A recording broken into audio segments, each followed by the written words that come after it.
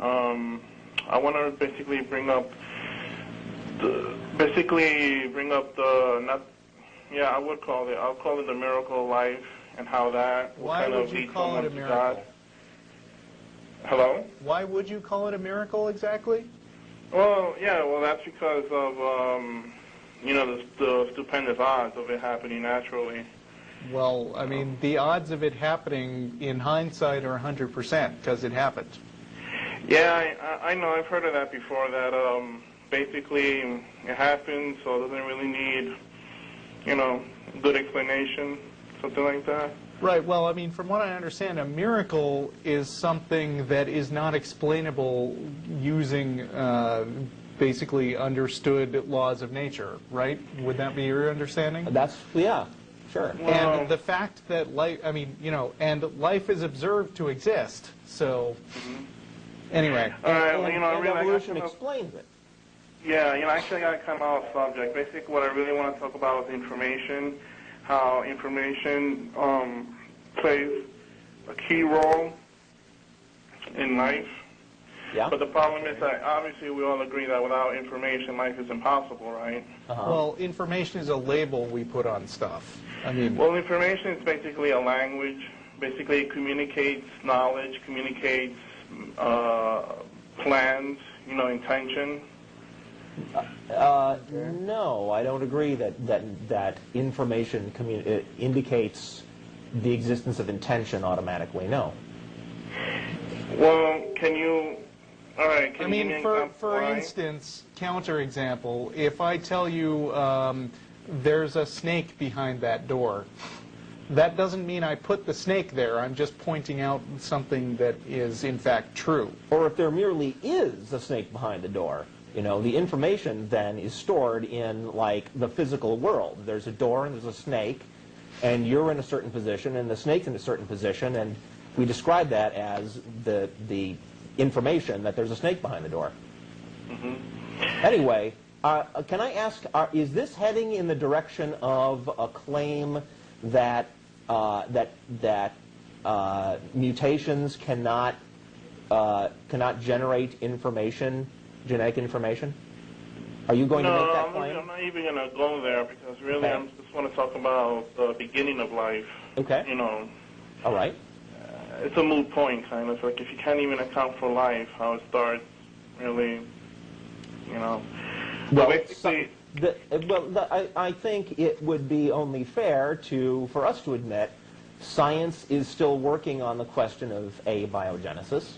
But there is a lot of evidence that indicates that it's entirely possible.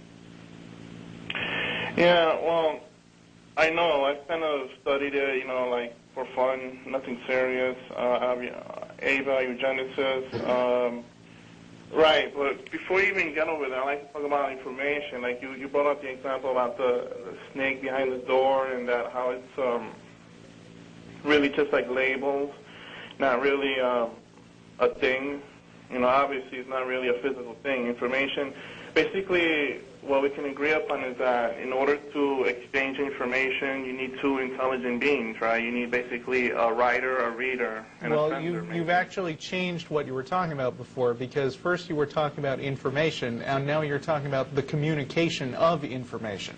Yeah. Obviously, for one person to communicate information to another person requires two people, whereas the actual existence of the information doesn't. And in fact, I'm not even willing to agree that much.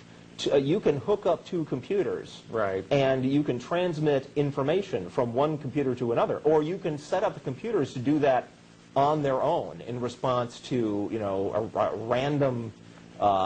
randomly generated numbers or signals that are not traceable back to people, right? One computer can send information to another computer. They're communicating information. And unless you're willing to say both of those computers are intelligent beings, then your argument fails. Like, right out of the box. I see. But there's a flaw there, because those computers were made by intelligent beings. You're really... But that's just demonstrating the... Now, if there's a rock at the top of a cliff, right? And then there's an earthquake, and the rock rolls to the bottom of the cliff. The information as to that rock's position in the real world has changed, right? The information describing that rock has moved from the top of the cliff to the bottom of the cliff. And no people were involved. So your basic premise that for there to be information at all, there have to be intelligent beings at both ends, like both generating the information and transmitting it to a receiver who's another intelligent being, that's just false. No, well, all right, I kind of see where you're going there, but basically all right, I'm not really good with words here, but basically what you're saying is that you need to have an observer for there to be intelligence. I mean, that's kind of true. I said no such thing. Don't put words in my mouth. I said no such thing.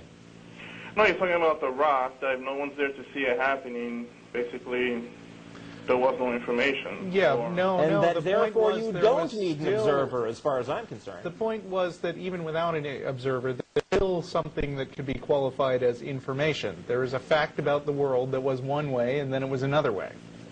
So, no, you don't need an observer or any kind of intelligence for information to exist, whatever that means. Yeah, well, that kind of information is, I don't know, you should even call it information. It's just a bunch of white noise, isn't it? I mean, well, if it's your intention to limit your definition of the word information, the way you use it, to mean only the transmission of information from a living being to a thinking being to another thinking being, then of course you can define that into being true. Right. But only because you've limited the term. Yeah, right? and if you're and going the question to is whether use that's that, meaningful. And of course, if you're going to use that in conjunction with some kind of information science, you're not using it in the same way that, like, that Shannon guy, the guy who developed the equation about representing information, that's not how he would define information. So you can't just make up your own words and then pretend that you're applying the same scientific term. all right, well, okay, I am kind of being misunderstood because before I called, I wanted to talk about language, the language of life. I was going to get to DNA and the information inside of DNA. So whoa, didn't you just tell me a couple of minutes ago that you didn't intend to even go there? No, you were talking about evolution. I want to talk about how it even began, abiogenesis, or whatever you want to call it. Okay, and we have already admitted scientists are still working on that. I'll tell you what. Yeah. So we've admitted that scientists at this time cannot completely account for that. They are working on the problem. So let me ask you, do you have a solution? A solution? No. Yeah, you don't have an answer to the question either. So why are you bothering us? That makes it an open question.